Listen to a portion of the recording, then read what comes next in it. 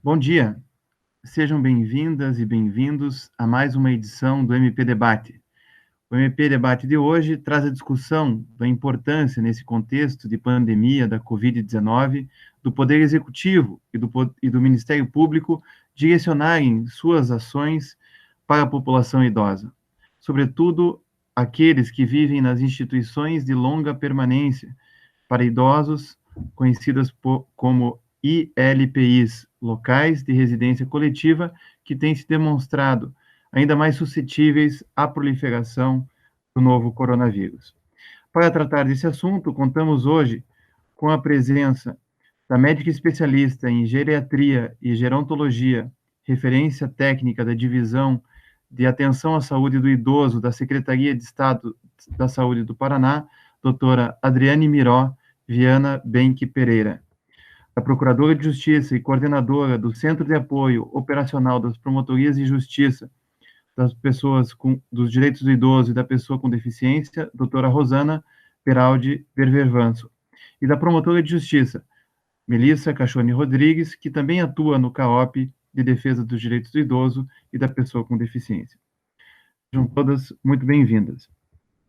Quero iniciar, doutora Rosana, perguntando, fazendo uma consideração sobre esse contexto mundial de diversas mortes de idosos em decorrência da Covid-19, como que o CAOP do idoso e da pessoa com deficiência está avaliando a situação sanitária e social dessas pessoas aqui no Paraná, no contexto geral dessa pandemia. Bom dia, doutora Rosana.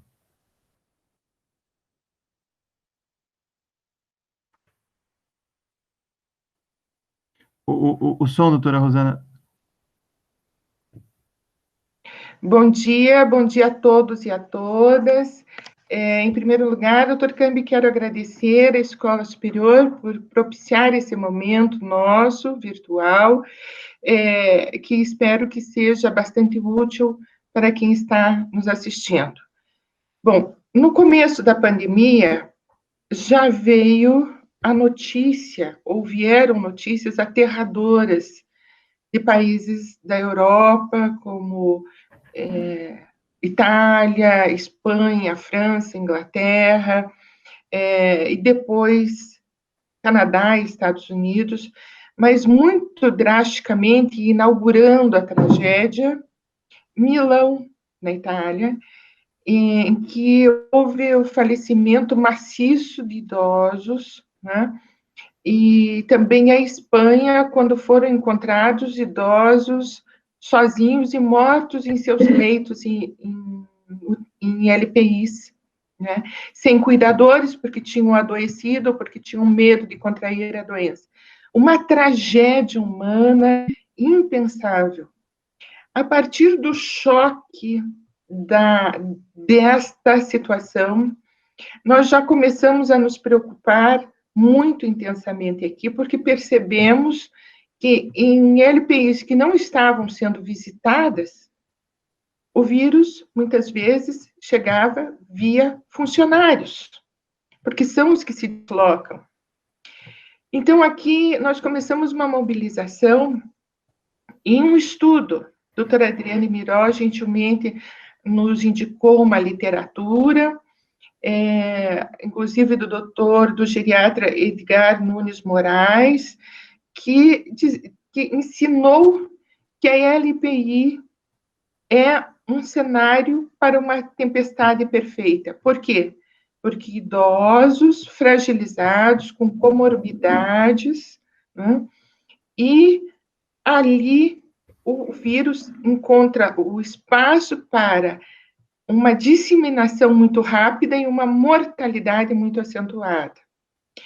Então, nós começamos a nos mobilizar, solicitamos ao Conselho Estadual dos Direitos do Idoso a criação de um grupo emergencial, e esse grupo foi criado.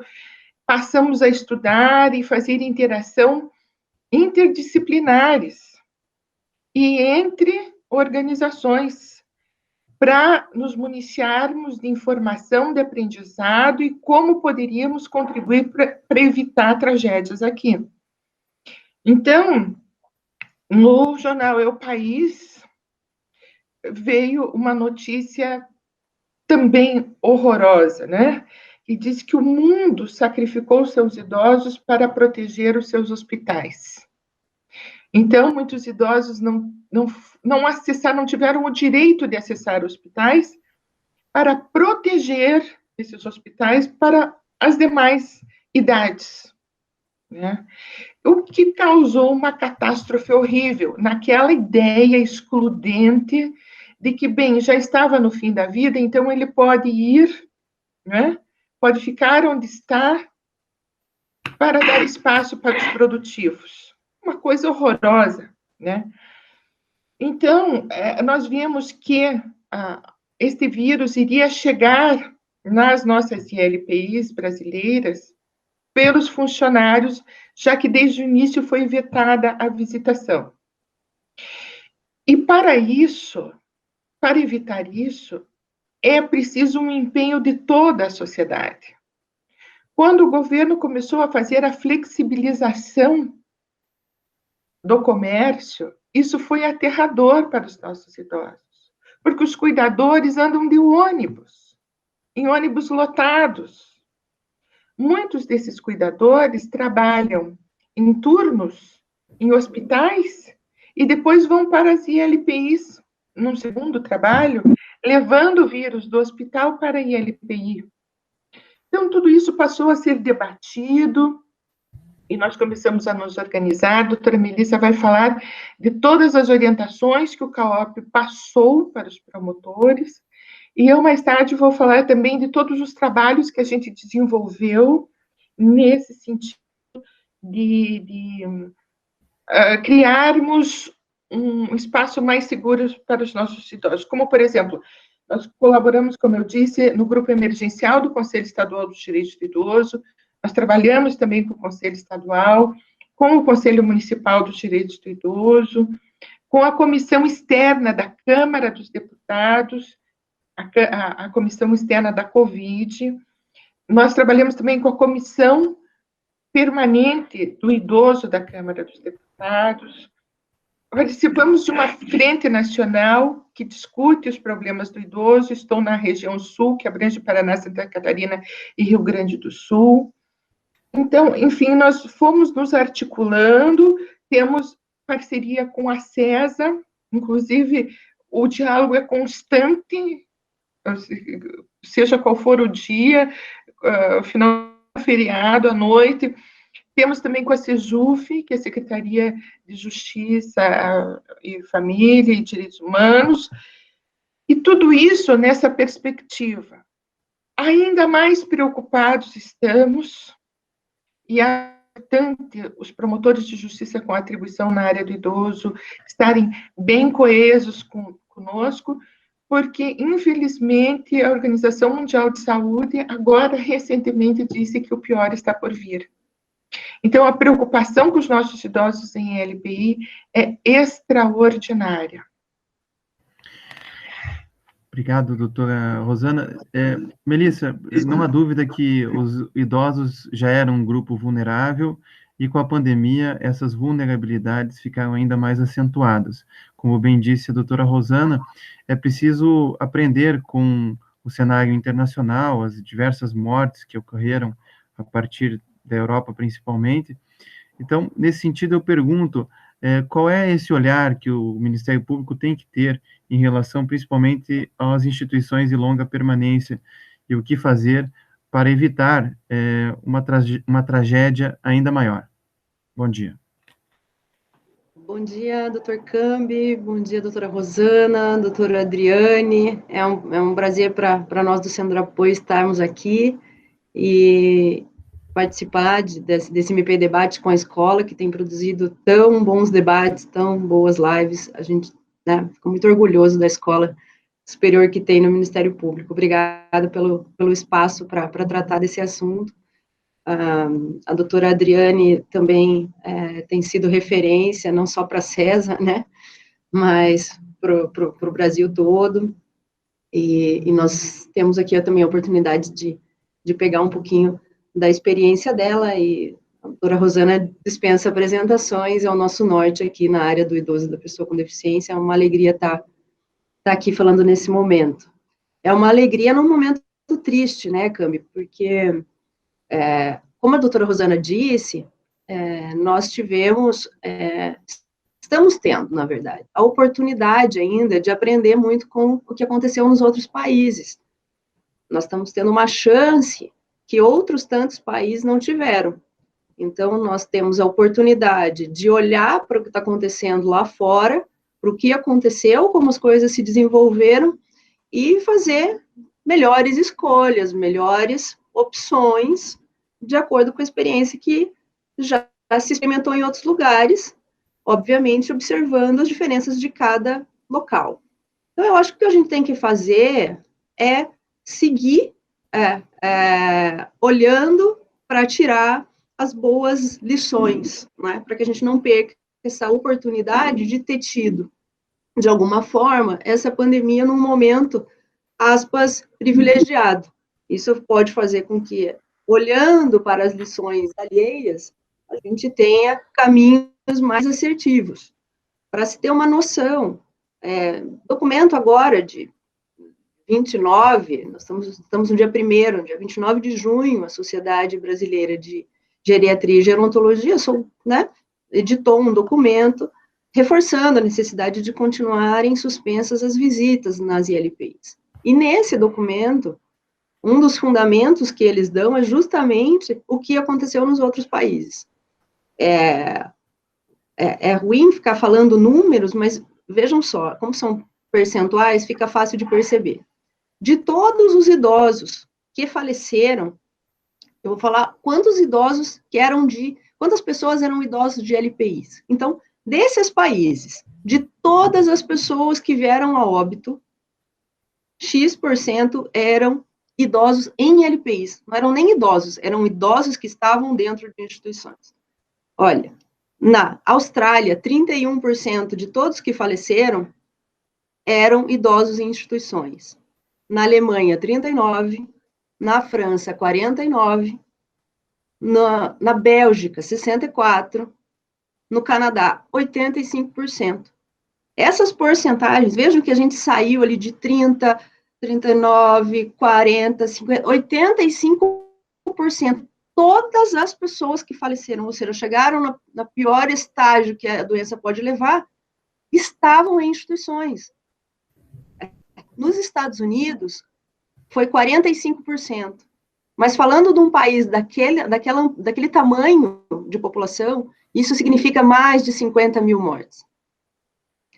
Na Inglaterra, de todas as instituições que existem na Inglaterra, mais de 40% tiveram surto de Covid.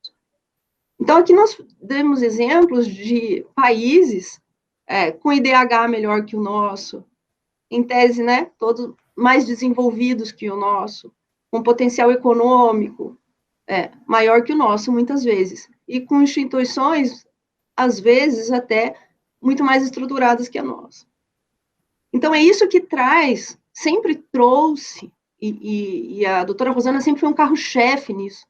A pandemia nem estava chegando direito no Brasil, ela já estava preocupada com as instituições, porque estava vendo o que estava acontecendo fora.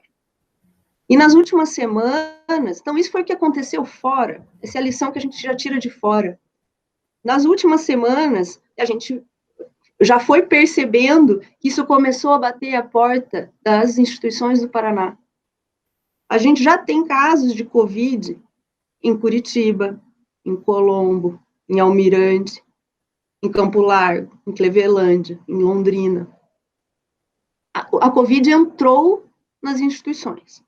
Em algumas, em maior número de contaminados, em outras menor, em algumas com óbito, outras, felizmente, ainda não. Mas está acontecendo. O medo que a gente tinha lá no início está acontecendo agora. Bom, tudo isso para dizer que eu acho que, como instituição, a gente tem que ter um foco. É claro que todas as áreas que a gente trabalha têm alguma necessidade de atenção especial. Mas é fato, pelos números, que temos que ter uma atenção, pelo número de... Eu estou indo na situação mais grave, pelo número de mortos, pelo número de óbitos. Nós estamos entre países desenvolvidos de 30, 40, 80% de pessoas, de todos que faleceram, estavam nelas. Nós temos que focar nisso. Aí você pode me perguntar, mas, Melissa, por quê? O que acontece nesses lugares para que tenha esse número de idosos mortos? Né? A doutora Adriane vai falar melhor sobre isso, mas as ILPIs têm características específicas. Elas deixam os idosos que estão lá dentro muito mais vulneráveis, porque lá dentro estão idosos que têm vínculos familiares fragilizados ou totalmente rompidos. As condições biológicas deles, de saúde, já são mais frágeis, normalmente não são idosos tão robustos. Eles têm dependência, muitas vezes, de cuidados, não, a grande maioria, não raras vezes, tem dependência de cuidados. É uma residência coletiva, moram um número muito variado de pessoas. E numa residência coletiva, você precisa de muito equipamento de proteção individual, às vezes não tem dinheiro para isso. Às vezes precisa de espaço físico para isolar. Numa casa de uma família, já é difícil você isolar uma pessoa num quarto, num andar, num espaço. Imagine isso numa residência coletiva. A questão dos profissionais que a doutora Rosana tratou. São profissionais que vão com transporte coletivo, que trabalham muitas vezes em outras unidades de saúde, hospitais, etc. Eles fazem turnos em um lugar de manhã, no outro à tarde, no outro à noite, e circulam por todos esses lugares. O comprometimento que a gente vai poder ter com a contaminação desses funcionários. Né? Se tiverem funcionários contaminados, eles têm que ser afastados. Quem que vai tomar o lugar deles? Essa é a preocupação do abandono dos idosos nas ILPIs, como aconteceu em outros países. Outra vulnerabilidade é que, com tudo isso, é claro que a gente precisa ter restrição, não só da visita, mas também no número de pessoas fiscalizando o presencial. Isso é ruim. Nós vamos falar um pouco mais para frente da questão da possibilidade das vistorias virtuais. Mas, justamente no momento em que está mais vulnerável, a gente tem menos presença. Né? Menos presença também das famílias. Né? A gente precisa de medidas restritivas para a família, porque a família também leva. Também já teve caso de idosa que faleceu justamente por contaminação da família, em visita lá no início. Isso tudo fragiliza fisicamente e psicologicamente os residentes. Enfim, eu acho que por tudo isso que as ILPIs têm que ser o foco primeiro da nossa atenção nesse momento. São essas pessoas que vão falecer. Nós estamos falando de risco de morte. Nós estamos falando que são instituições, e são pessoas que residem nessas instituições que por muito, muito, muito tempo, as doutoras estão aqui há muito mais anos que eu para falar disso, têm experiência, que são invisíveis. Só que agora os números fazem com que a gente tenha que, não só a gente, que já percebe, porque somos da área, mas que toda a comunidade, toda a sociedade perceba que eles não podem mais ficar invisíveis. Se eles continuarem invisíveis, eles vão falecer. Enfim, esse é o, Muito bem. Esse é o motivo. Doutora Adriane, hoje é dia 1º de julho, né? A gente vai estar iniciando o segundo semestre do ano e já estamos em quarentena há um bom tempo, mas ainda estamos vivendo um período crítico da pandemia. Ontem mesmo o governador Ratinho Júnior, a exemplo de outros governadores, tomou uma série de medidas restritivas. E eu gostaria de perguntar para a senhora quais são as estratégias que a Secretaria de Estado da Saúde tem adotado em relação a esse grupo de risco, de forma especial, que são os idosos. Bom dia, doutora Adriane. Só o microfone, por favor. Bom dia a todos. Em primeiro lugar, agradeço à Escola Superior do MP pelo convite, pela oportunidade de estar aqui discutindo com todos vocês. Da mesma forma que a doutora Rosana relata essa preocupação desde o início da pandemia, quando aqui no Brasil ainda os casos estavam iniciando, nós já tínhamos notícias das ocorrências nesses países que nos antecederam, em especial a Itália, o norte da Itália, e nos chamava muito a atenção e nos preocupava demais. A situação é que foram obrigados a viver de escolha de basear suas escolhas, suas tomadas de decisão na indicação dos recursos terapêuticos em critérios etários. Então, no norte da Itália, nós tivemos notícias que indivíduos com mais de 80 anos não tinham acesso, era uma definição, que não seriam dirigidos aos recursos terapêuticos mais complexos, como respiradores e UTIs. Isso achamos que isso é inadmissível, né?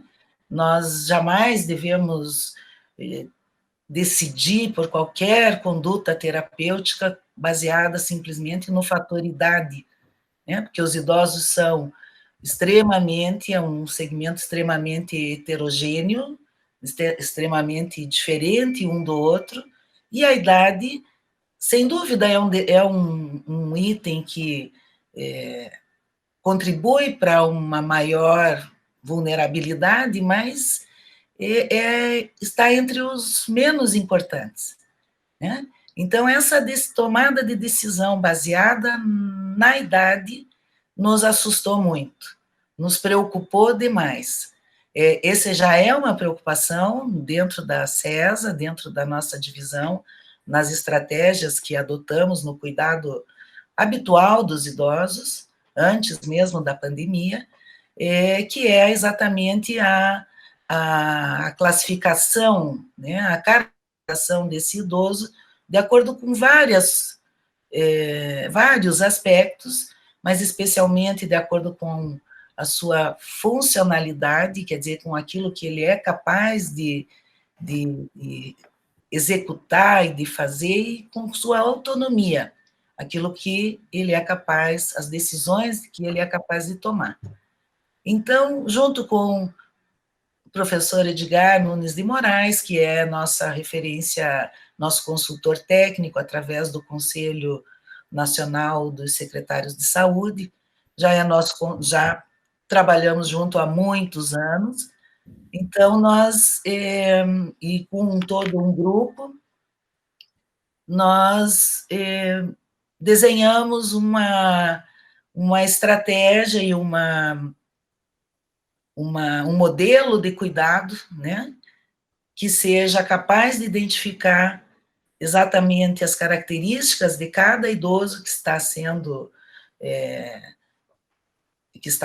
cuidado, né, e a tomada de decisão em relação aos recursos terapêuticos para esse idoso, baseada nesta classificação.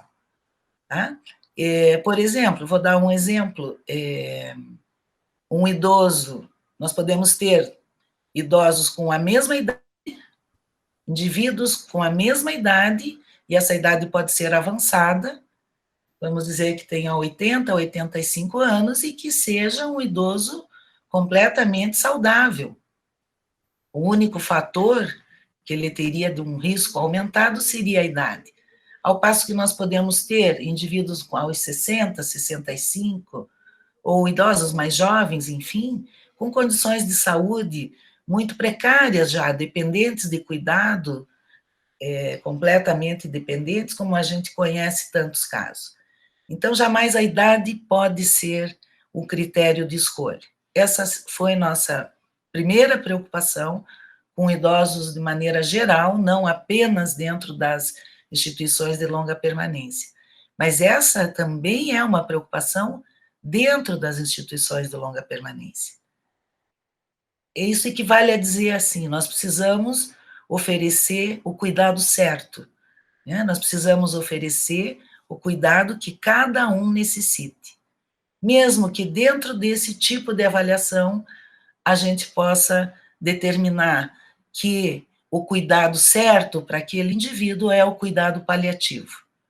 Então, não submeter indivíduos com pouca ou nenhuma chance de sucesso diante da agressão, que significa a Covid-19, há um período interminável, muitas vezes longo, né, de sofrimento, de intervenções que não trarão benefício nenhum.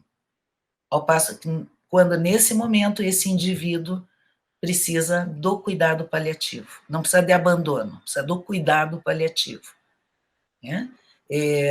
Isso dentro, fora da instituição, isso sempre, essa é uma preocupação nossa em todos os momentos.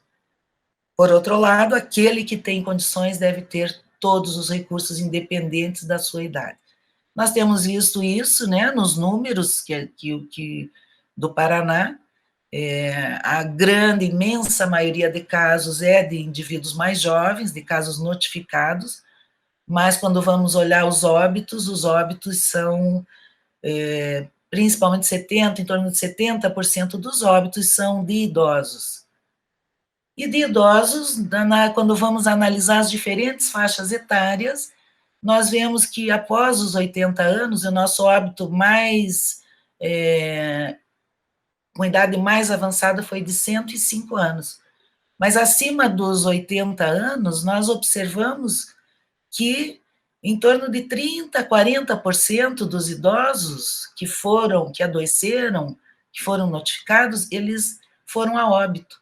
Mas os restantes venceram a doença.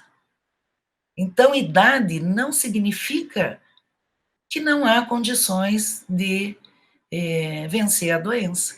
A condição individual, né, essa condição clínico-funcional, é que nos permite ter essa avaliação, o grau de fragilidade do idoso. Diante disso, nossa grande preocupação é levar para todos as equipes de saúde, em todos os níveis de atenção, seja na atenção primária, na atenção especializada, nos hospitais, nas instituições de longa permanência, é levar esse tipo de conhecimento para que a gente jamais tenha essa tomada de decisão baseada simplesmente em critério etário. Tá? Para isso, a gente tem feito capacitações, nós temos disponível, montado pelo professor Edgar e seu grupo, um curso completo, abordando todos esses temas. Então, a capacitação dos profissionais tem sido a nossa primeira preocupação enquanto divisão, né? É óbvio que, do ponto de vista de gestão do Estado, inúmeras iniciativas têm sido tomadas, e elas são as mesmas, né, independente da idade. Todos nós precisamos ter leitos disponíveis, nós precisamos ter organização, nós precisamos ter insumos, e eles não diferem entre as diferentes idades. Doutora Rosana, a doutora Adriane fala bastante sobre as estratégias de saúde, e nesse sentido eu lhe pergunto, qual é a importância da atuação articulada do Sistema Único de Saúde com o Sistema Único de Assistência Social, especialmente para as instituições de longa permanência privadas sem fins lucrativos?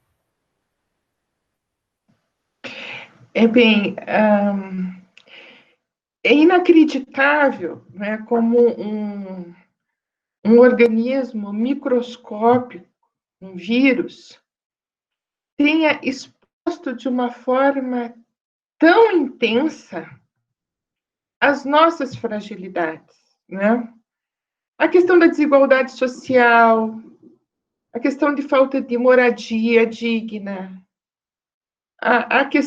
várias questões das fragilidades humanas e sociais foram escancaradas. Nós estamos vivendo uma fase histórica e espero que aprendamos a lição que esse ser microscópico está nos dando. E como diz o nosso procurador-geral, o iluminado Dr. Giacoia, está sendo isso um acelerador de futuro. Há muito tempo, há mais de uma década, eu tenho insistido, e algumas pessoas têm percebido isso, que uma ILPI, ela não pode ser simplesmente um abrigo. Como diz o Dr. Edgar, ali 50% das pessoas têm fragilidades, e fragilidades intensas, em torno de 50%. Né? A RDC 283, é uma regulação da Anvisa, fala nos graus de dependência, 1, 2 e 3, conforme a circunstância do indivíduo, circunstância física, biológica do indivíduo. Para vocês terem uma noção, o responsável técnico por uma ILPI no estado do Paraná, ele tem que ter grau superior de ensino. Mas ele pode ter qualquer grau. Ele pode ser um publicitário, com todo respeito aos publicitários, mas ele pode ser um publicitário e se candidatar a ser um responsável técnico por ILPI. Isto é um absurdo, e a gente tem falado há mais de uma década disso, lutado. Eu tenho feito trabalhos com a Comissão do Idoso, da Câmara, onde eu posso estar dizendo que isso não pode continuar, porque como que um publicitário vai poder avaliar intercorrências de saúde de um idoso numa ILPI? Como? Não é, doutora Adriane? Isso é impossível. Então, com base nisso, inclusive, nós fizemos, como é a atribuição do Centro de Apoio, uma sugestão de aprimoramento legislativo ao Procurador-Geral, está em trâmite na Procuradoria-Geral, de que o responsável técnico tem que ter formação superior em saúde. Tem que saber a intercorrência, os encaminhamentos, o uso adequado de EPIs, saber quando o idoso está com baixa oxigenação, enfim, a doutora pode falar. Isso é indispensável. ILPI não é abrigo. ILPI deve ser um equipamento de atenção de saúde. Esse é o futuro. Então, hoje, a ILPI está localizada em um equipamento da assistência social. Mas nós temos que evoluir para esse hibridismo, assistência social mais saúde. Imaginem vocês que há no grupo da Frente Nacional das ILPIs, em que eu estou na região sul, algumas ILPIs relatam que têm dificuldade de chamar o serviço de urgência do SAMU, porque o SAMU entende que ali é assistência social. Isso é o fim do mundo, é o fim do mundo. Então, nós estamos tentando, nós estamos buscando, e agora esta é uma oportunidade de nós avançarmos para que a ILPI seja um equipamento de atenção à saúde. Eu quero dizer para vocês que aqui nós temos dois atos administrativos de âmbito nacional, mas que já estão sinalizando para o que nós apelidamos aqui com a doutora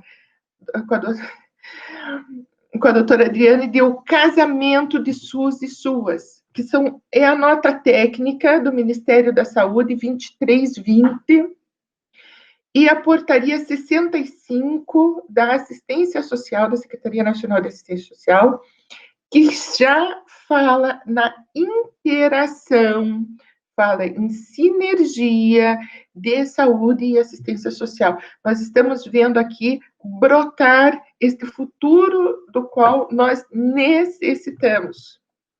Quer dizer, o vírus encontrou uma ILPI, que não tem um responsável técnico com formação superior em saúde. O vírus encontrou uma ILPI, que está alocada exclusivamente na assistência social. E o vírus encontrou cuidadores não capacitados. Houve um projeto de lei de capacitação de cuidadores e foi vetado pela Presidência da República.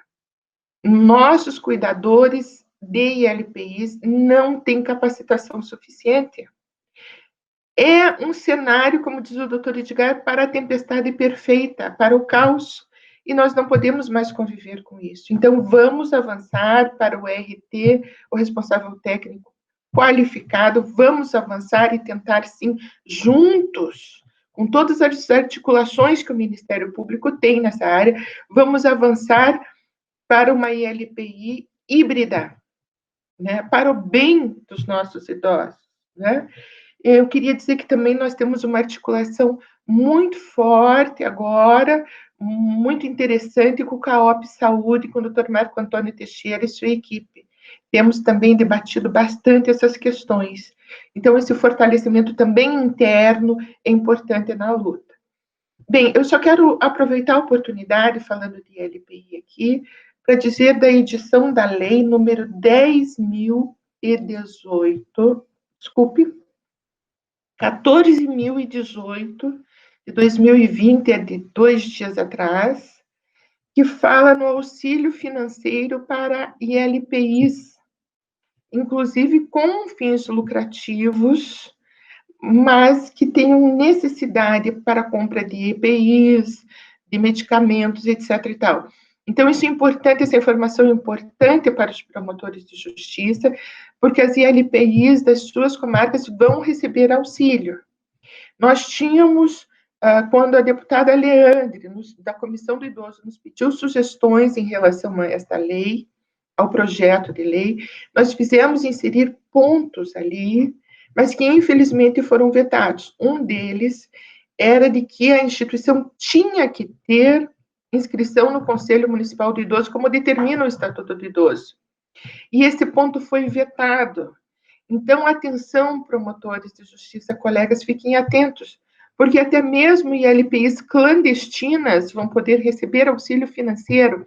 Isso estimula algo que nós combatemos, o grande perigo para a saúde do idoso, para o bem-estar do idoso, que são as clandestinas, que não têm compromisso legal, moral, ético nenhum com a vida. Então, atenção, promotores, se sabem de ILPIs clandestinas, intensifiquem o olhar em relação a isso, porque o interesse financeiro vai falar alto, vai beneficiar as boas ILPIs que precisam muito, muito, muito de ajuda, mas também vai criar essa outra vertente, tá bom? Melissa, a essa altura do programa já ficou bastante claro a necessidade da defesa dos direitos dos idosos residentes em ILPIs. Então, eu gostaria que você colocasse as orientações gerais que o CAOP do idoso e da pessoa com deficiência tem dado aos agentes do Ministério Público para a defesa desse direito. Cambi, foi uma preocupação, como a gente já falou, muito grande desde o início da pandemia, com as providências que o Ministério Público poderia tomar para ajudar a conter tragédias maiores, né, em relação aos idosos e principalmente às ILPIs. Antes de dizer, né, passar aqui cronologicamente a gradação do que a gente foi passando de orientação, de modelos de recomendações, enfim, de peças, é importante lembrar que nós estamos falando aqui de ILPIs, e até final de 2017, quando a gente começou a fazer o projeto, a executar o projeto das ILPIs fiscalizadas dentro do Ministério Público do Paraná, pelo Centro de Apoio, não havia uma listagem atual, completa, das instituições que existiam no estado do Paraná. Nós começamos no Centro de Apoio, colhendo em todos os bancos públicos possíveis, fizemos essa listagem, cruzamos, filtramos junto com a Subplan, depois, posteriormente, fizemos uma filtragem, um cuidado com essa listagem para ver quais batiam, quais não, quais os endereços estavam corretos, quais não estavam, quais ainda existiam. Depois validamos isso com a ajuda de todos os promotores que atuam no Estado, que investigaram nas suas comarcas todas as instituições que existiam, fossem regulares, irregulares, clandestinas, para que a gente fiscalizasse todas, né? E, então, meio de 2017 até meio de 2018, nós ficamos fazendo esse levantamento. Esse levantamento a gente já sabia que ajudaria muito nas nossas fiscalizações, mas a gente não sabia que seria tão importante 3 anos depois, nesse momento de pandemia. Essa listagem, hoje, a gente, como Ministério Público, isso é um orgulho para nós e para todos os promotores que colaboraram, poder ter informação fidedigna, atual, para passar para todos os órgãos que pedem, seja para o Estado, seja para o município, seja para universidades que fazem pesquisa. Esse banco de informações, e eu converso com colegas do Brasil inteiro, porque nós somos da Comissão do Idoso e Pessoa com Deficiência do GNDH, estamos em grupo de trabalho da pessoa com deficiência e do idoso no CNMP, enfim, na AMPID, que é a nossa associação nacional, enfim. Nós temos contato com promotores e centros de apoio do Brasil inteiro, e não são tantos assim que têm uma listagem fidedigna. Bom, digo isso para dizer que uma das primeiras providências foi orientar os promotores quanto às visitas nessas instituições. Hoje, no Paraná, né, segundo a última atualização que nós fizemos no projeto, dentro do banco das ILPs, do projeto das ILPs fiscalizadas, são 384, até a nossa última apuração, no estado do Paraná. 125 só em Curitiba. Esses dados mudam constantemente. A maioria das instituições são privadas. Então, elas abrem, fecham com muita regularidade, seja porque teve uma fiscalização, seja porque não é mais interessante aquele município, outro, mudam de pontos na região metropolitana, por exemplo, de Curitiba. Enfim, esses dados são constantemente atualizados, mas são muitas. Então, em Curitiba, 125, no estado do Paraná, são todo 384. Para cerca de 161 ou 162 promotores que atuam na área, claro que nem todos de maneira exclusiva e especializada, mas todos eles fazendo essa fiscalização. Bom, qual a orientação que nós passamos para todos esses promotores? E essas orientações foram sendo atualizadas e graduadas de acordo com o contexto da pandemia no estado do Paraná. Primeiro, nós fizemos um ofício circular e passamos as orientações sobre critérios para as visitas, lá bem no início. Qual que era o protocolo de higienização, qual que era a necessidade do distanciamento, qual era um cuidado com os objetos, roupas, enfim, ao chegar nas ILPIs, né? Sempre com lastro nas informações técnicas que eram fornecidas pelo Estado, pelo Ministério da Saúde, enfim. Na sequência, a questão se agravou e nós sugerimos a suspensão das visitas às ILPIs, né, e também teve a orientação do próprio Estado de que a época, né, lá do início, do isolamento dos idosos com mais de 70 anos. Essa suspensão das visitas, ela se mantém até hoje. E isso, eu nem conheço algum Estado que não tenha adotado essa providência de suspensão das visitas. Todos que eu tenho contato fizeram essa suspensão. Bom, e aí, para o Estado do Paraná, teve esse documento que reforça, que é da SBGG, da Sociedade Brasileira de Geriatria e Gerontologia, reforçando a necessidade de continuar, enfim, e pelas orientações oficiais, de fato, a suspensão das visitas ainda continua, ainda mais agora em que a gente tem um momento agravado para o Estado do Paraná, para Curitiba. Bom, o que a gente também foi percebendo no andar desse período de isolamento, de quarentena, foram também, além do problema do perigo da proliferação do vírus para os idosos, em LPIs ou não, nós começamos a perceber também alguns equívocos disfarçados de proteção, né? Então, foi necessário, isso foi feito pela doutora Rosana, ela publicou um artigo que foi divulgado no site do Ministério Público, que foi a cidadania do idoso em tempos de Covid. Não quero entrar nos detalhes aqui, mas a gente teve questionamentos éticos de toda a ordem, éticos, legais, proibição de idoso de ir ao mercado, enquanto esse é um serviço essencial e muitos não têm quem possa ir por eles, ao invés, por exemplo, de um horário especial para que eles possam se sentir mais protegidos, na questão da limitação dos shoppings, a grosseria, muitas vezes, no trato da pessoa que chega até ali, e não necessariamente uma explicação do motivo. Se teve iniciativas no Brasil inteiro quanto a isso, quanto à limitação do uso ou de gratuidade de transporte coletivo, enquanto há idosos que precisam ir à farmácia, precisam ir ao posto, precisam se locomover, né, e podem realmente estar numa necessidade de movimentação, como qualquer outro adulto, né? Então, enfim, por várias questões legais, éticas, foi necessário fazer esse artigo da doutora Rosana, que foi bem esclarecedor e é usado por muitos colegas fora até do estado do Paraná. Bom, na sequência, né, voltando um pouco ao foco da primeira pergunta que você me fez, por que o foco tem que ser na ILPI? Porque ela tem essas vulnerabilidades todas, e uma delas é a falta de presença física, né, seja das famílias e dos órgãos de fiscalização como um todo, né, que se reduziram para não sejam vetores do vírus lá dentro. Aí que surgiu a ideia, e isso foi vindo da doutora Rosana, em tratativas depois com o doutor Moacir, na corregedoria, da possibilidade da vistoria virtual excepcional, né?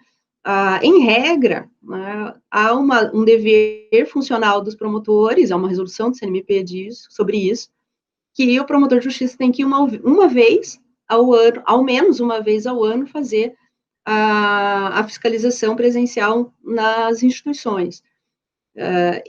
Essa possibilidade estava excluída por conta da necessidade de não se levar o vírus lá para dentro, também pelos promotores de justiça. Bom, essa ideia da doutora Rosana, juntamente com a operacionalização com a corregedoria, deu essa possibilidade da vistoria virtual excepcional.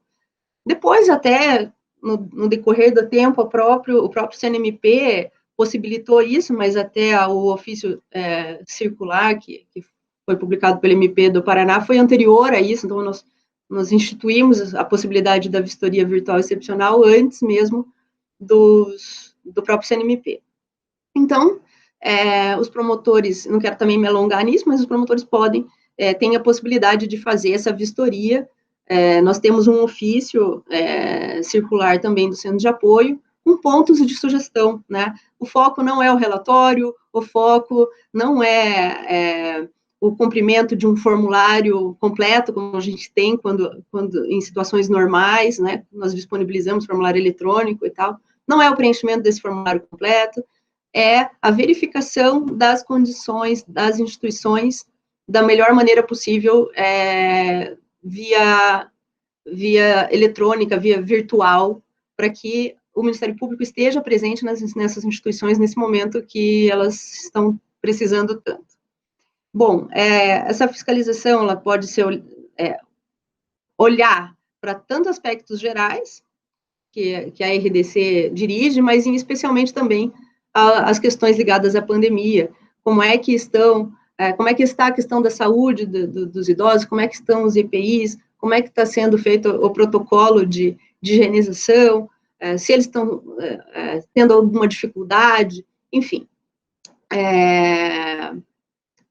É possível se verificar várias coisas numa vistoria virtual. Ela tem, claro, suas dificuldades, como qualquer técnica virtual, ela tem suas limitações, nada substitui a presença, mas ela tem sido uma ferramenta importante. Até ontem, 69 promotores fizeram a vistoria virtual, excepcional aqui, e fizeram um registro no livro virtual do ProMP. E, enfim, nós ficamos à disposição para falar mais disso em outro momento. Bom, outra coisa que eu gostaria de ressaltar é que, assim como a doutora Rosana falou das presenças nos comitês, conselhos, comissões, tudo que é possível, o Ministério Público está presente via centro de apoio, nós temos feito. Então, a gente tem feito muitos estudos, até fora da nossa área, estudos técnicos, né, quantas lives sobre testes, né, da área da medicina, doutora Adriane, a gente tem assistido, quantos artigos a gente tem visto, e especialmente as notas técnicas. Então, algumas notas, e nós tentamos filtrar e traduzir isso para o promotor de justiça de uma maneira palatável, né? Então, nós tivemos a nota técnica sobre os procedimentos que deveriam ser adotados nas ILPIs, que isso foi logo no início, essas do SUS e SUAS, que a doutora Rosana falou, enfim. Alguns ofícios circulares, 2, nós fizemos recentemente com o CAOP da Saúde, esclarecendo sobre isso, falando dessa visão híbrida que a instituição tem que ter, né, seja da saúde, seja da assistência social. Bom, só para ficar, não tenho como eu falar aqui 3 meses de trabalho ou de orientações em 5 minutos. O que eu queria deixar ressaltado para vocês, se eu puder mostrar, é que nós condensamos tudo isso, porque eu sei que é complexo para o promotor de justiça, que tem tantas atribuições, num período de trabalho diferenciado, no teletrabalho, às vezes ele tem dificuldade de acompanhar tudo que chega nos e-mails, porque vem das diversas áreas. Então, o que nós fizemos foi condensar todas essas informações, ofícios circulares, boletins, notas técnicas, estudos, tudo que pode ser útil para o promotor da área do idoso e também da área da pessoa com deficiência. Nós fizemos um espaço específico no site. Então, se eu puder compartilhar aqui com vocês, já estou fazendo, eu vou compartilhar aqui, vejam se conseguem ver o site. Alguém de vocês que está com o microfone pode só me dizer se compartilhou? Perfeito, ótimo. Perfeito. Ótimo, tá. Então, assim, se nós entrarmos na página geral do Ministério Público, né? Nós estamos lá na página principal do site. Se nós viemos aqui em área de atuação, nós vamos ter idoso e pessoa com deficiência. Hoje nós estamos nosso tema é idoso. Quando o promotor de justiça, o servidor, clica na área do idoso, nós temos aqui na área dos destaques um link específico para as orientações do centro de apoio quanto ao coronavírus. Então, aqui, todos esses pontos que eu citei, né, por amostragem aqui, os principais do que nós temos orientado e tratado no centro de apoio, estão nessa página. Então, todos os documentos, ofícios circulares, boletins, notas técnicas, nós colocamos aqui. Nós procuramos colocar o que tinha relevância para a atuação do promotor.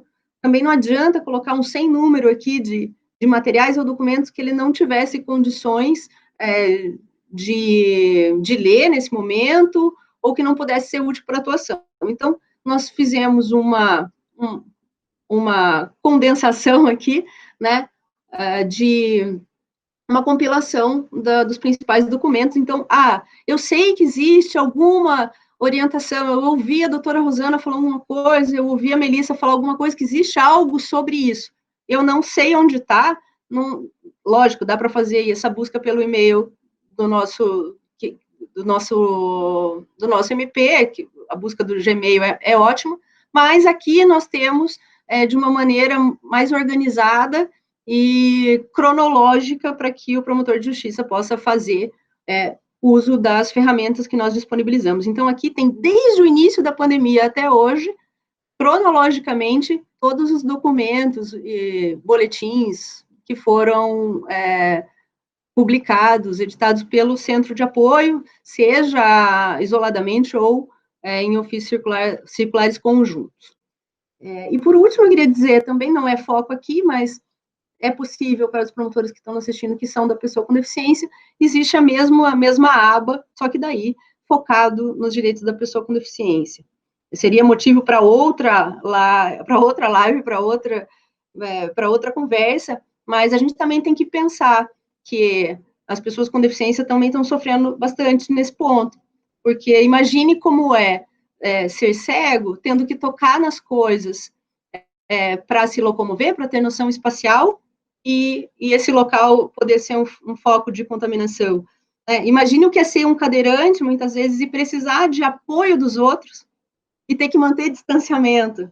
Como manter distanciamento precisando, muitas vezes, de um apoio. O surdo, que muitas vezes faz a leitura labial, mas não consegue agora fazer porque as pessoas estão usando máscaras, né? A falta de libras, muitas vezes. Enfim, é outro assunto, é outra matéria, mas os promotores que, coincidentemente, forem da mesma atribuição também tem o material ali na aba da pessoa com deficiência. Enfim, resumidamente, são essas as orientações que nós fomos passando. Então, nós estamos, desde o início da pandemia, gradualmente atualizando os promotores de tudo que nos chega. Nós estamos o tempo inteiro atrás das notas técnicas, das orientações, para deixá-los munidos da maneira mais profissional possível para essa atuação que é nova para todo mundo e não é fácil. Obrigada. Doutora Adriane, a doutora Melissa acaba de falar sobre a necessidade de suspensão de visitas nas ILPIs. Isso decorre também do isolamento social e até das restrições que pessoas de fora dessas entidades têm para ingressar nas ILPIs.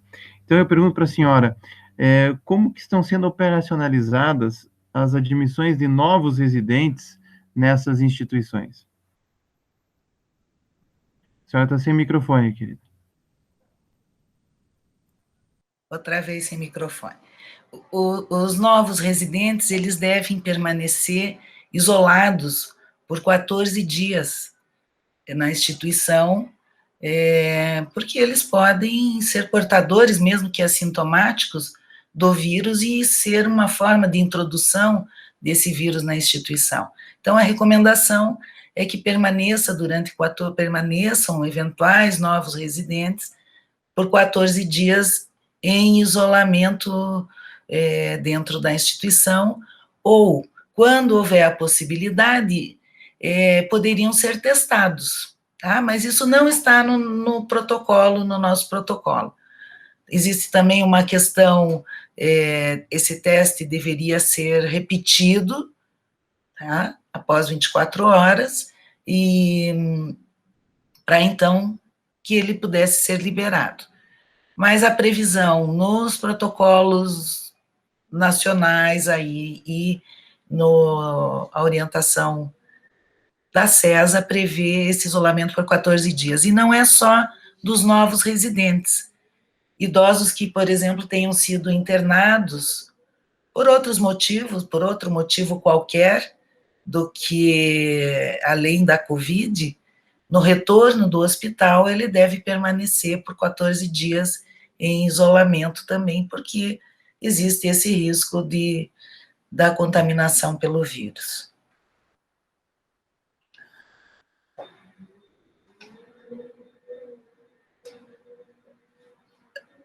Não estou ouvindo. Adriane, agora foi a minha vez e não usar o microfone. Rosana, a doutora Melissa já falou um pouco sobre as vistorias nas ILPIs, que ficam dificultadas nesse período. Gostaria que a senhora comentasse isso. E vem chegando algumas questões aqui no nosso chat, eu vou aproveitar e inserir nessa pergunta.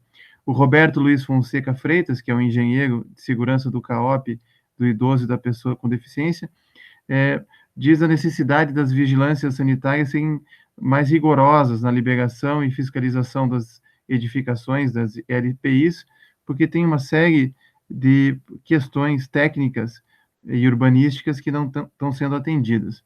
Ainda nesse contexto de fiscalização das ILPIs, a colega Silvia Luiza Dariva e Pereira, promotora de justiça em Porecatu, e também a Raíza Manzoni, assistente técnica da promotoria de Mandaguaçu, falam da dificuldade de se cumprir todas as questões técnicas e formais que a lei exige. Geralmente são entidades, muitas vezes ligadas a igrejas, à sociedade, que prestam um serviço correto, digno, honesto, como colocam aqui, mas não têm um responsável técnico e não conseguem cumprir todas as exigências formais e, portanto, ficam irregulares. Então, nesse sentido, gostaria de ouvir a senhora e também aproveito para perguntar sobre o papel dos conselhos de direitos dos idosos no auxílio da proteção desse grupo vulnerável.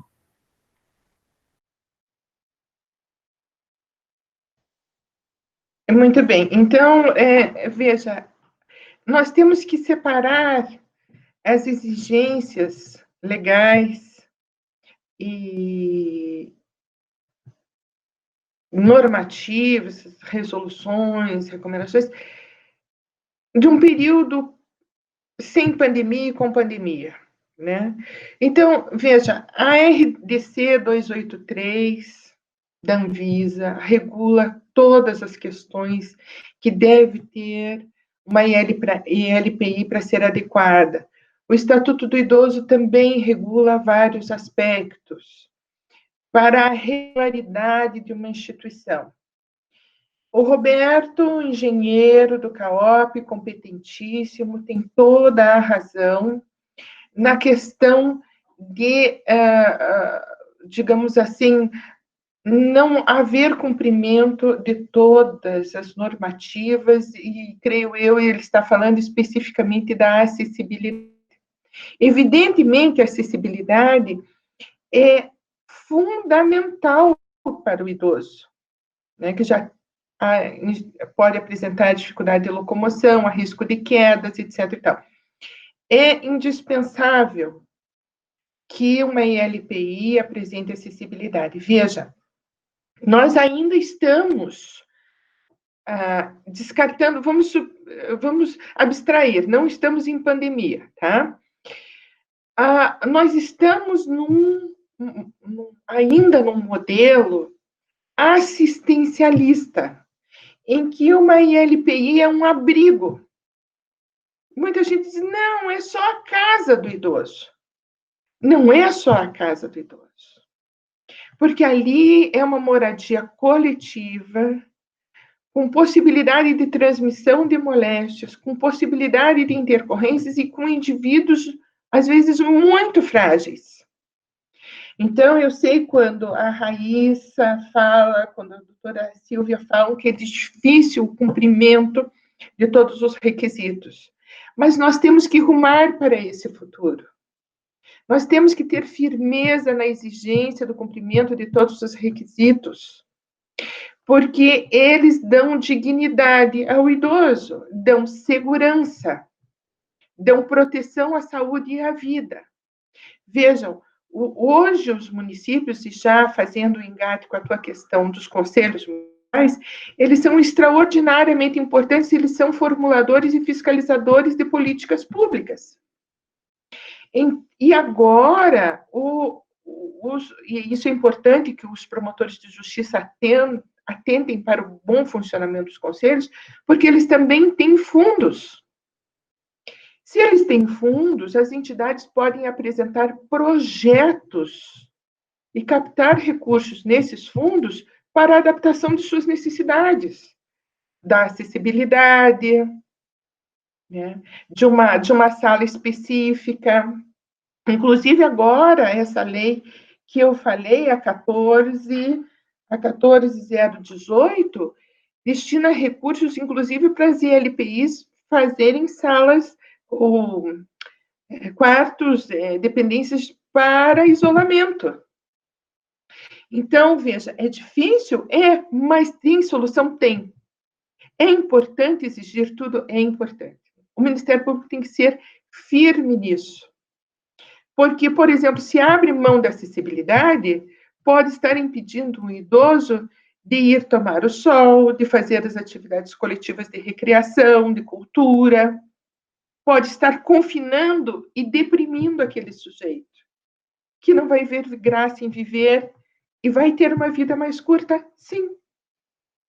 Então, deve chamar muito a atenção do Ministério Público a situação de cumprimento das atividades e de recursos. Veja, e se o Conselho Municipal não sabe como fazer, o promotor de justiça pode consultar o Conselho Estadual dos Direitos do Idoso, que é muito atuante, Nós acompanhamos todas as reuniões e atividades do Conselho Estadual. O promotor de justiça tem meios para buscar o auxílio, né? Eu não sei se neste ponto o doutor Cambi gostaria já de falar das visitas pela assistência social e pela Visa nas ILPIs, ou é uma próxima pergunta? Vamos aproveitar, Rosana, que você já está tratando desse assunto e vamos já encaminhar essa resposta também, por favor. Tá. Então, antes de ingressar propriamente nessa pergunta, agora vamos trazer o contexto pandêmico para essa situação, né? O que exigir neste momento? Neste momento, situações extraordinárias, medidas extraordinárias. Neste sentido, entra a importantíssima vistoria virtual por parte do promotor de justiça. É claro que, neste momento, o promotor não vai se ater lá em detalhes. Por exemplo, um grau de inclinação pouco substancial numa rampa de acesso. Claro, ela vai ser vista após. Agora, na vistoria virtual, que a Corregedoria também acolheu e colocou tanto empenho nisso, é importante ver se estão sendo usados os EPIs, se a instituição tem sala ou não, dependência ou não para o isolamento, porque se não tiver, depois eu acho que a doutora Adriane vai falar, a instituição que não tem lugar para isolamento, como é que procede? Né? O promotor pode ver, por exemplo, quer dizer, ter o contato pela vistoria virtual, que não deve se preocupar com roteiro ou com preencher formulário. Neste momento, é mais importante que o promotor tome conhecimento da situação, né? Para a proteção dos idosos. Então, promotores e promotoras, a vistoria virtual é obrigatória? Não. Mas eu, Rosana, creio 100% de que é uma obrigação moral, ética, de Ministério Público comprometido com a população idosa. Porque em muitos lugares, se não é o promotor de justiça, o idoso não tem mais ninguém a quem recorrer. Nós temos que realizar esse nosso papel protetivo e defensor. Então, realizem, por favor, as vistorias virtuais. 69 é um número significativo de vistorias, sim. Mas lembrem, nós temos 384 ILPIs no estado do Paraná, aproximadamente. Nós precisamos incrementar essas ações.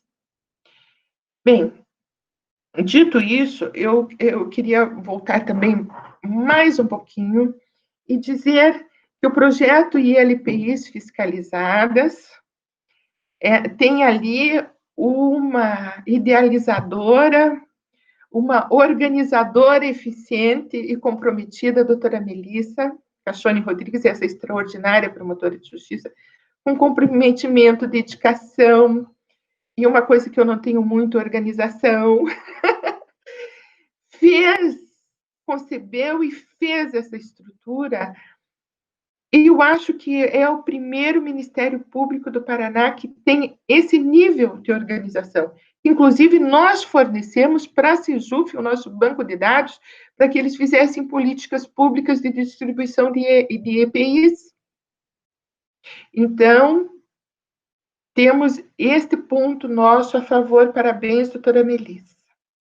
Agora, há uma pergunta sobre o papel da assistência social nas visitas para idosos. Vejam, a assistência social foi caracterizada como serviço essencial.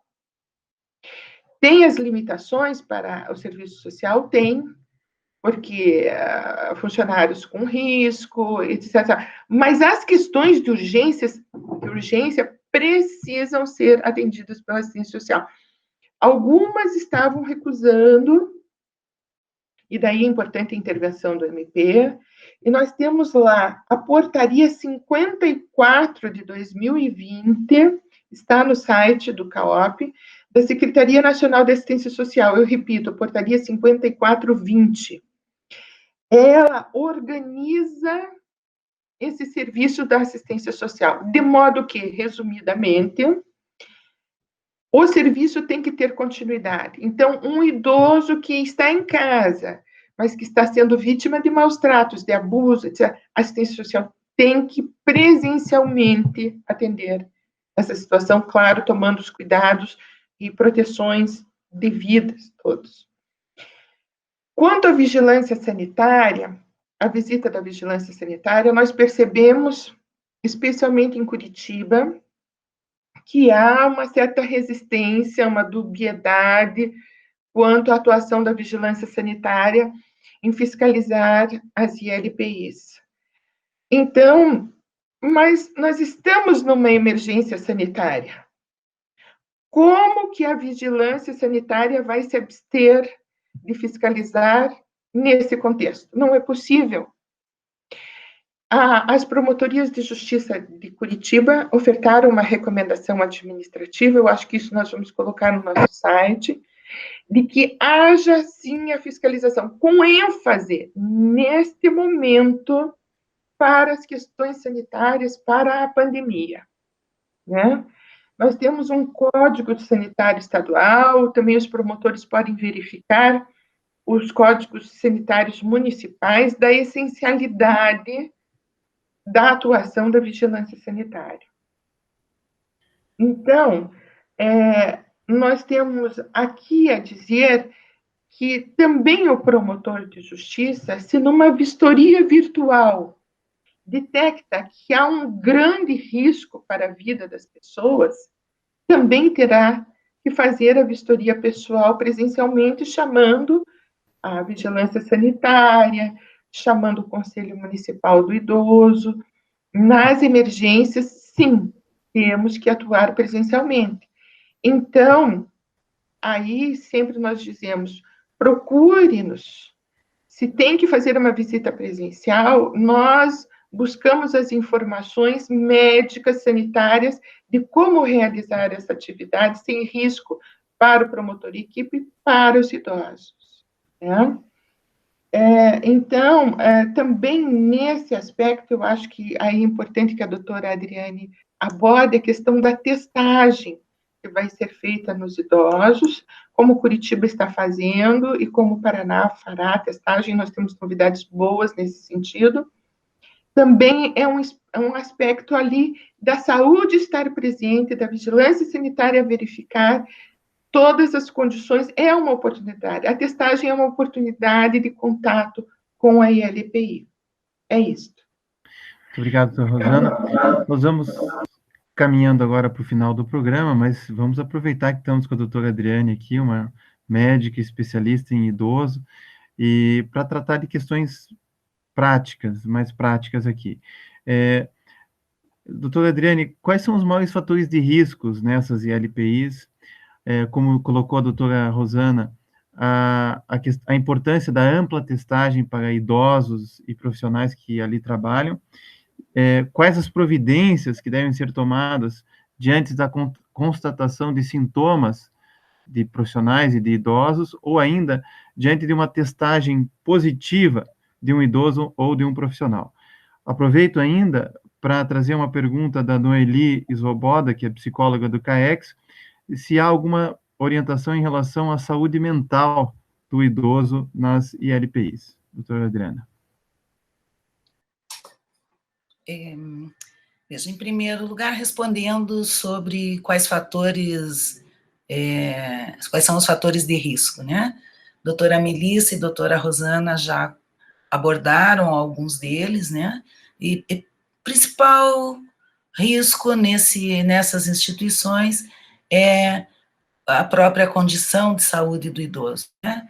Nessas instituições residem os idosos mais frágeis, de maneira geral, os que têm maior risco e maior vulnerabilidade à infecção pelo vírus, pelo coronavírus. Eles frequentemente têm múltiplas condições de saúde associadas, quer dizer, tem várias doenças simultaneamente, eles têm um grau variado de dependência, né? Então, eles dependem de uma proximidade física para o seu cuidado, né? Isso, claro, num grande número de vezes, né? Esses cuidadores circulam entre outras instituições e mesmo hospitais, né? Tem um aspecto que é muito importante e que tem sido ressaltado na literatura mundial aí que existe a respeito, ainda não é tão extensa, mas é muito bem fundamentada, da importância da transmissão a partir de indivíduos assintomáticos dentro da instituição, tanto os idosos quanto os trabalhadores, né? Então, um ambiente em que tem sido demonstrada essa importância da transmissão a partir dos assintomáticos. Em relação à própria instituição, como tudo o que conversamos até agora aqui, né, muitas vezes instituições sem as condições adequadas em termos de espaço físico e também de equipe profissional.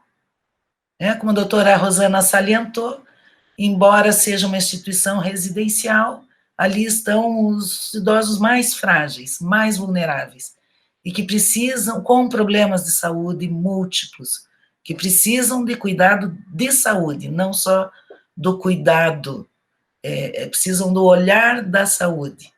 E isso muitas vezes nós não temos, né? Nas instituições, na maioria das vezes. Então, esses seriam os principais fatores de risco. A taxa, a velocidade da transmissão também tem sido demonstrada que dentro das instituições ela é muito rápida, né? E que uma vez que o vírus tenha sido introduzido na instituição, a gente tem estudos mostrando que mais de 60% dos moradores e dos trabalhadores chegam a ser contaminados. Então, em relação aos fatores de risco, são tanto dos moradores, dos idosos, quanto das características da própria instituição, né? A outra pergunta é sobre a testagem, né? Qual a importância da testagem? Então, o Paraná, há uma semana mais ou menos, anunciou, doutora Rosana, doutora Melissa estavam participando de uma videoconferência nossa, e foi ali anunciado que o Paraná vai fornecer insumos e testes para a testagem de todos os residentes e todos os trabalhadores de todas as instituições de longa permanência do Estado, quer sejam particulares, conveniadas, filantrópicas, para todas as instituições, enfim. Esse processo está em fase de organização, a organização do envio desses insumos, a organização da lista das instituições, né? Então, nos próximos dias, a gente deve ter, era previsto já para acontecer até o final da semana passada, mas não é possível, e até nos próximos dias devemos ter esse envio e a liberação das notas técnicas relacionadas. Por que isso é importante? Porque nós precisamos detectar a presença do vírus na instituição, né? Nós precisamos saber a que entrou o vírus, precocemente e não só, infelizmente, no momento em que o surto ou que os casos se manifestem. Então, a nossa proposta é a realização do teste viral, né? Existem 2 tipos de teste, um teste que detecta a presença do vírus naquele momento, que nós chamamos de RT-PCR. Esse teste, ele é colhido, é o teste da secreção respiratória, né? Então, ele é colhido através de um suave, que é aquele cotonete grande, né? Da garganta ou do nariz. Isso pode ser feito de secreção respiratória inferior, né, com outros tipos de procedimento.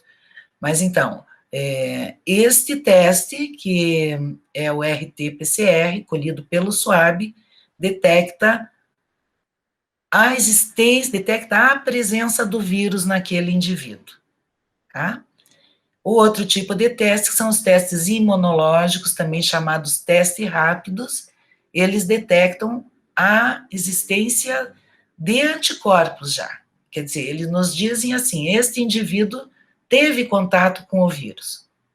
Nós não somos capazes de dizer só através do teste se aquele indivíduo está doente no momento ou se ele simplesmente teve contato. É sim possível, junto com critérios clínicos, daí ter essas definições. Então, a nossa proposta é de aplicar inicialmente esse teste viral, RT-PCR, né? E, a partir daí, semanalmente, o teste rápido, o monitoramento semanal com o teste rápido. Tá? Isso deve ser feito, nós esperamos que seja possível seguir nesse monitoramento por quanto durar a pandemia, mas é importante já que todos saibam, né, que a questão da escassez de testes, da disponibilidade de testes, não é exclusividade do Paraná, o Paraná está muito bem nesse aspecto, mas podemos, eventualmente, não ter mais testes, nós não sabemos como a pandemia vai progredir, né? Então, enquanto nos for possível, nós vamos seguir nesse monitoramento semanal, identificando, e aí podem me perguntar, tá, eu acabei de dizer que o teste rápido não indica a doença, mas quando os testes rápidos, o teste rápido indicar positividade, então aí nós temos que, novamente, se estiver disponível, fazer o PCR naquela pessoa e isolá-lo ou afastá-lo do trabalho. Se o PCR não estiver disponível, nós temos que usar os critérios clínicos, né? Então, a notícia, resumindo tudo isso, vamos testar preventivamente todas as instituições, todos os idosos e todos os trabalhadores. E vamos monitorar essa situação semanalmente. Tá? O que está acontecendo? Até que isso se estabeleça, né, essa rotina toda se estabeleça, os testes cheguem aos municípios, os municípios distribuam as instituições, e que tudo isso seja operacionalizado, enfim, esteja funcionando, os casos estão aí acontecendo, né? Essa semana e a semana anterior, como a doutora Rosana, a doutora Melissa comentaram, nós tivemos surtos aí na região metropolitana, em Curitiba, no norte do estado, vários surtos. E a nossa recomendação é que, no caso do primeiro, e isso é importante que o Ministério Público nos ajude, né, a chegar a essa recomendação para as instituições. O primeiro caso suspeito, quer dizer, o primeiro caso com sintoma respiratório, deve ser imediatamente comunicado à vigilância sanitária do município, à unidade de saúde, atenção primária, para as devidas providências. Qual é a nossa recomendação? Testar todos os idosos e todos os moradores dessa instituição. Tá? Nós recomendamos testar com o RT-PCR, mas até que essa estratégia esteja realmente implementada, há municípios que não têm ainda o RT-PCR lá disponível. Então, mas todos os indivíduos devem ser testados, mesmo que com teste rápido. E a testagem, o outro aspecto importante, testar não vai resolver nada se nós não mantivermos rigorosamente os cuidados preventivos, quer dizer, desde aquele cuidado lavar a mão na entrada, fazer um questionário na entrada sobre a presença de sintomas respiratórios, cuidar das superfícies, ter os equipamentos de proteção individual e os funcionários, os trabalhadores sabendo usá-las, porque pode ser também um risco para essas pessoas se não souberem usar. Enfim, todas as medidas preventivas. E a outra coisa, se não soubermos e se não conduzirmos adequadamente o que fazer com o indivíduo que testar positivo. Então, nós temos que prevenir, nós não queremos que o vírus entre. Se o vírus entrar, nós temos que tentar bloqueá-lo o mais rapidamente possível, né? Evitar que a transmissão aconteça dentro da instituição. E isso é como? Afastando, quando for um trabalhador, afastar esse trabalhador por 14 dias e isolar o idoso.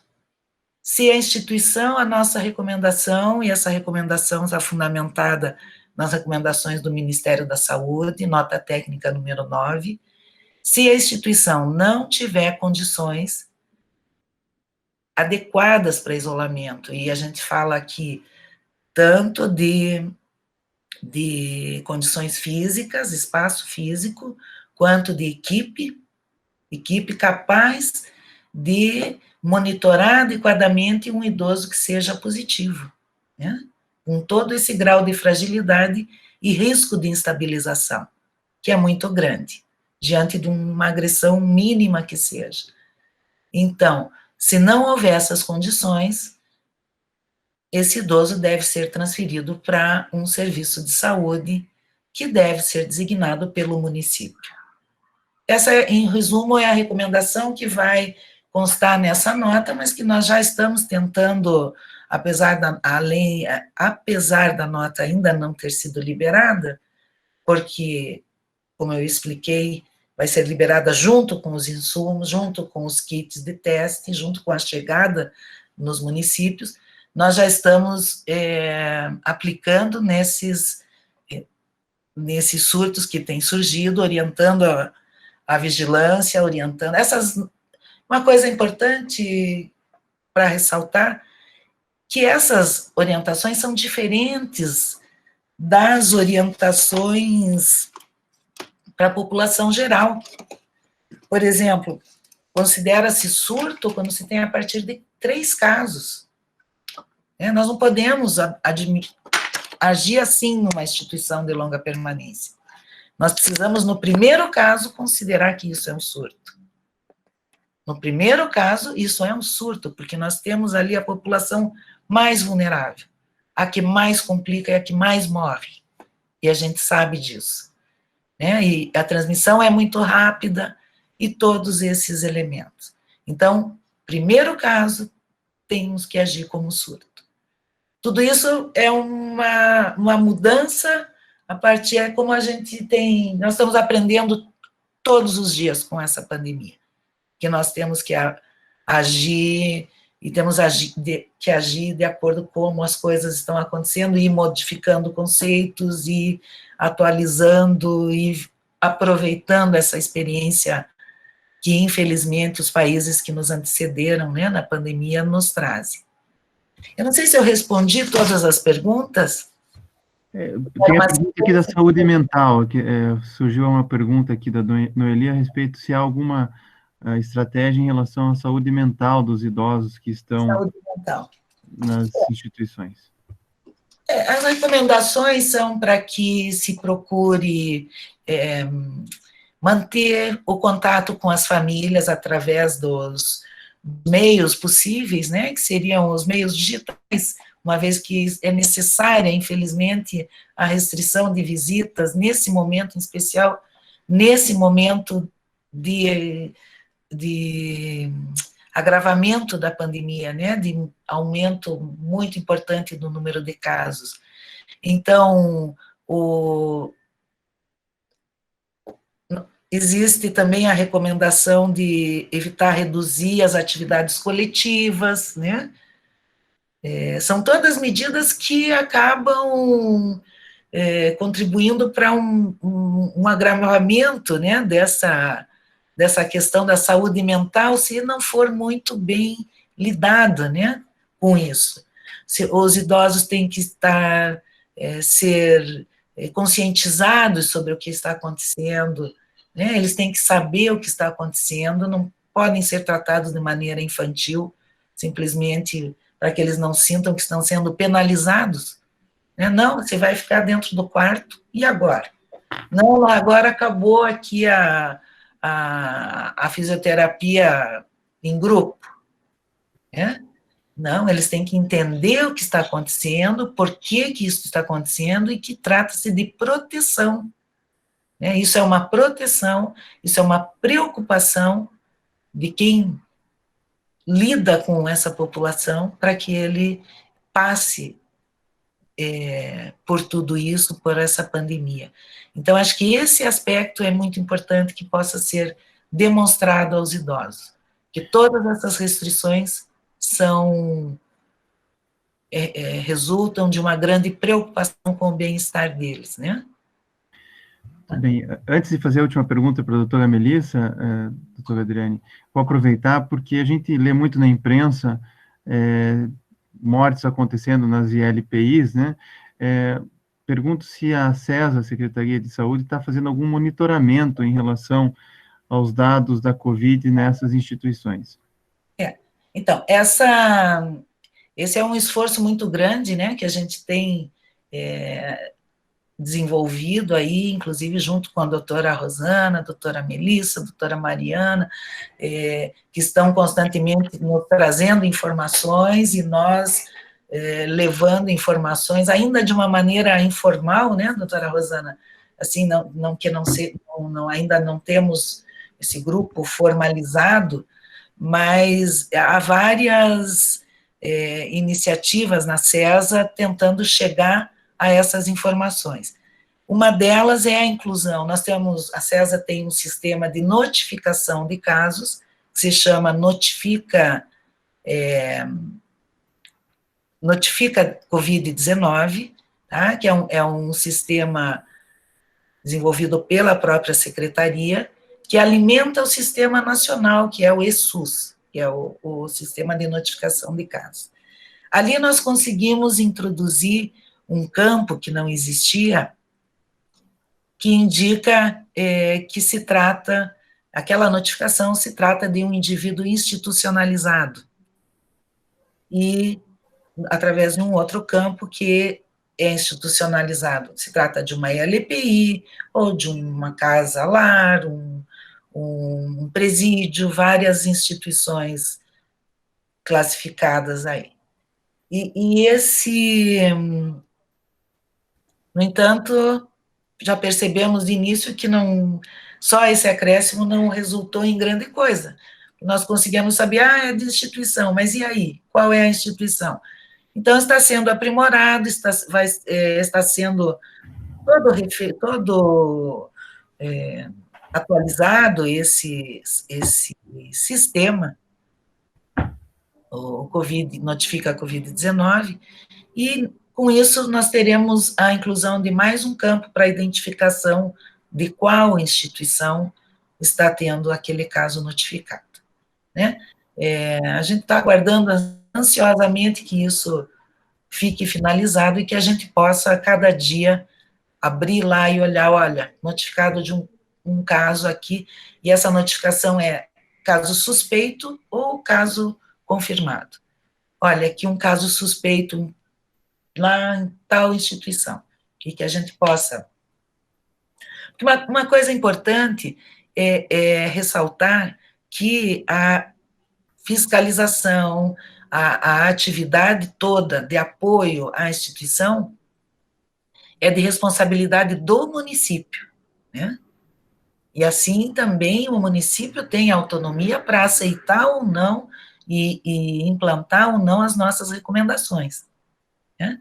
Mas nós entendemos que, e é como nós estamos agindo, que nesse momento, ou em todos os momentos, se nós soubermos de que qualquer coisa não esteja sendo feita adequadamente, é papel do central orientar, especialmente considerando numa situação tão nova, né, tão diferente de tudo que é o habitual. Então, sabendo desses casos, ou pela própria instituição, ou pelo MP, ou pela própria vigilância municipal, a atenção primária municipal, nós aqui do nível central estamos tentando estar junto, estar fazendo as orientações, por exemplo, foram lá e não só quem está doente, nós estamos batendo em cima para dizer, não, vai lá, testem todos, mas a recomendação, a recomendação vai acontecer, mas por enquanto, façam assim. Então, é um momento de transição para até a gente ter essa testagem ampla e para todas as instituições implementada.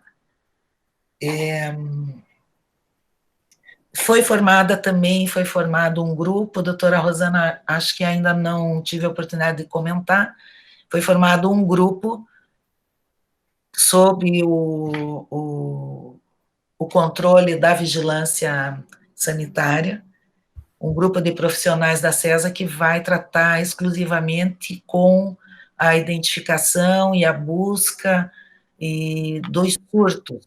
Isso já era feito dentro da vigilância sanitária, que tem que lidar com os surtos em todas as áreas, né? Surto no frigorífico, surto numa empresa, no supermercado, mas hoje, então, exatamente devido ao aumento desses casos, foi formado um grupo à parte, específico para investigar e manejar, orientar, ajudar, né, daqui do nível central, a condução desses surtos. E entre esses surtos está a questão dos casos nas ILPIs, e a gente já está muito em contato com eles. Então, não sei se respondia. Respondeu sim, doutora. Bom, nós estamos já há quase 1h40 conversando, temos 100 colegas e pessoas assistindo, é um sucesso. Depois esse programa vai ficar na página do YouTube da Escola Superior, para aqueles que perderam uma parte. E, Melissa, para finalizar o programa, eu gostaria que você desse aquela mensagem final, né, para os promotores de justiça que estão na defesa dos direitos do idoso. E aproveito que também chega aqui uma pergunta do colega Miguel Sogaiá, lá de Londrina, perguntando como é que fica a situação das casas-lar, se elas estão funcionando, devem funcionar durante esse período. E, portanto, passo a palavra aí para suas últimas considerações. O microfone, Melissa. Bom, eu vou de trás para frente, Cambi, com a pergunta do Dr. Miguel Sogaiar. Eu não sei se ele disse casa-lar ou se ele disse centros-dia. Ele disse casa-lar, onde os idosos passam o dia, tá, certo, tá. Porque o nome técnico das instituições de longa permanência para idosos, né? Esse é o nome técnico. Mas comumente, popularmente, é chamado de várias maneiras, né? É muito conhecido como asilo, casa-lar, casa de repouso, enfim. É por isso que eu lhe perguntei. O centro-dia é aquele local onde é feito feitas atividades durante o dia, mas o idoso não dorme, não reside lá. Então, ele volta para casa depois da atividade durante o período diurno. Bom, assim como as visitas, o centro-dia também é um perigo, porque o idoso, ele vai para a instituição, ele vai para casa e volta para a instituição. Então, ele está levando e trazendo, ele está sendo um vetor de contaminação. Então, quando a gente fala de suspensão das visitas, a gente tem que entender a suspensão do trabalho dos centros-dia, assim. Infelizmente, nós tivemos até recentemente uma informação de uma instituição que teve caso positivo, recentemente, acho que há 2 ou 3 dias, instituição que teve caso positivo, justamente porque manteve centro-dia aberto. Então, tanto suspensas, tanto as visitas, quanto as atividades centro-dias, por conta do trânsito, da ida e vinda. Ele se torna um vetor como seria qualquer visita. Ele não, nesse ponto, ele não vai se diferenciar de qualquer visita. Reforçando o que a doutora Adriane já tinha dito, e a pergunta da Noeli, é muito importante para a saúde mental do idoso que ele tenha o contato, ligações FaceTime com a família, que seja estimulada a instituição para que faça essas ligações, porque hoje a gente, assim como a gente está contando hoje aqui para se reunir, com a tecnologia, a gente vai precisar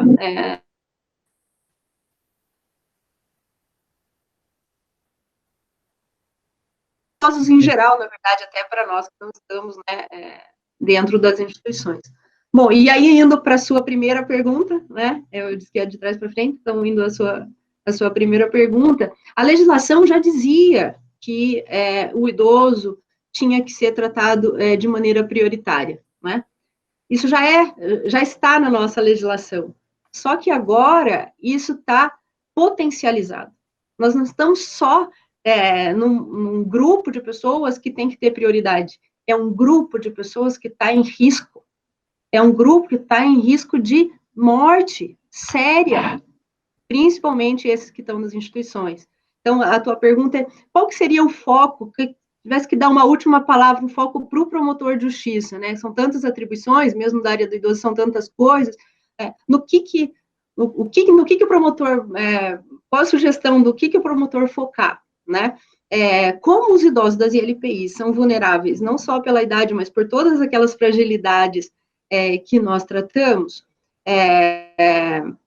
o foco tem que ser, eu vou separar em duas partes. Nós temos os idosos fora das instituições, que, claro, também, assim como aumentou a violência doméstica em geral, também aumentou a violência doméstica para o idoso. Você imagine, se aumentou a violência doméstica, se as mulheres estão sendo mais vítimas, pode imaginar como fica isso para uma mulher idosa, para uma mulher com deficiência? Ela é mais frágil ainda. Então, a gente tem que continuar cuidando dos idosos que estão fora das instituições, seja a violência doméstica, seja a questão dos abusos psicológicos, financeiros, a gente tem que cuidar a pretexto de proteger, não discriminar, não violentar psicologicamente, né? Então, isso para todos que já estão fora e preservá-los na medida possível, né? E para aqueles que estão... só mais uma coisa quanto aos idosos fora, eles são vítimas silenciosas porque muitas vezes os seus algozes são os filhos, são os parentes, e os idosos não querem punir seus filhos, eles preferem sofrer calados a ver seu filho punido pelo Estado de alguma maneira. Então, assim, o foco para os idosos, mesmo fora da instituição, ele tem que ser muito sério nesse momento. Mas focando, então, agora indo para as ILPIs em que a situação biologicamente é mais grave na questão da contaminação. O que eu digo para os promotores, que eu gostaria de passar de última mensagem para os promotores, é para que eles foquem nas instituições da maneira mais prática possível, né? Monitorem a situação. Se eu tivesse que deixar uma frase só, monitorem a situação das instituições que estão dentro das suas comarcas. Por telefone, por WhatsApp, por e-mail, por ofício, se for ofício, que seja por e-mail, algo célere. Faça a visita virtual excepcional, se entender correto, mas faça o contato, pergunte dentro da instituição, faça contato com as instituições e pergunte, vocês estão seguindo o protocolo de higienização? Vocês estão com dificuldade para EPIs? Vocês sabem usar EPIs? Né? Vocês têm casos suspeitos? Tem alguém com problema de saúde? Teve um promotor que ligou, como é que está aí?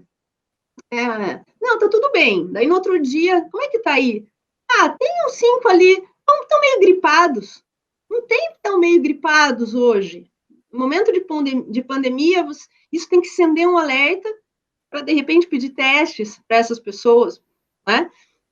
Então, assim, monitorar a situação da saúde dessas pessoas, se tem casos, suspeitos, se tiver caso suspeito, se foram feitos testes, se foram feitos os testes, deu positivo, eles estão isolados, estão bem isolados, estão com dificuldade para esse isolamento, né? Fazer contato com a vigilância sanitária, né? A vigilância sanitária, em outra reunião que fez com a gente, disse, não, quando é necessário uma ajuda no critério do isolamento, nós vamos, a gente ajuda nessa separação segura, enfim. Uma outra coisa que eu peço para os promotores, caso saibam de surtos ou de óbitos nas instituições, nos avisem, né? Nós estamos centralizando aqui no CAOP também, lógico que a informação oficial é sempre do Estado, da Secretaria Estadual de Saúde, enfim, mas a gente também quer saber para, de repente, auxiliar os promotores que estejam em situação, com ILPs em situações piores, né? Monitorar, perguntar, olha, vocês estão com pessoas novas? Como é que foi feito o ingresso, né? A doutora orientou como é que tem que ser o ingresso, né, com esse isolamento por 14 dias. Tem alguém retornando de alta hospitalar, né? Tem que ter muito cuidado com isso, né? Bom, por último, como foi falado aqui de saúde mental, e é uma coisa que nos preocupa muito, né? E como estamos entre membros e servidores, eu lembro a cartilha que foi feita dentro do Ministério Público, pelo setor da psicologia, tem aquela cartilha que foi feita de saúde mental, estratégias para proteger em período de isolamento e pandemia, né? Logo no início da pandemia, assim, houve uma preocupação até com os membros, servidores, estagiários, enfim, com todos os nossos colaboradores. E lá naquela cartilha, na segunda ou terceira página, como uma das psicólogas que fez a divulgação num desses encontros promovidos pela escola, ela citou, ela lembrou do autor do Viktor Frankl, que diz assim, se a situação é boa, desfrute. Enfim, não é o nosso caso, né? Se a situação é ruim, transforme-a, que é o que normalmente nós do Ministério Público tentamos fazer. Nós vemos a situação e tentamos transformar a situação para que ela fique boa, para que ela fique justa. Mas ele traz uma outra situação que parece que a gente está vivendo, né? Se a situação não pode ser transformada, né? A gente está tão acostumado a transformar as situações, quando a situação não pode ser transformada, transforme-se. Então, hoje, a gente não está só transformando as situações, não só tentando mudar a realidade, mas a gente está precisando se transformar, se modificar, se diferenciar para atender situações tão excepcionais como as doutoras falaram. Enfim, da minha parte é isso que eu desejo, que a gente, com isso, se desafie, fique melhor e se transforme para que a gente atenda a realidade da melhor maneira possível. Muito bem, então chegamos ao final do programa, do MP Debate. Nesse final, eu gostaria de, primeiro, também manifestar nossa solidariedade a todas as famílias que perderam entes queridos durante essa pandemia e renovar o compromisso do Ministério Público do Paraná, como disse bem a doutora Rosana, com a defesa dos direitos dos idosos.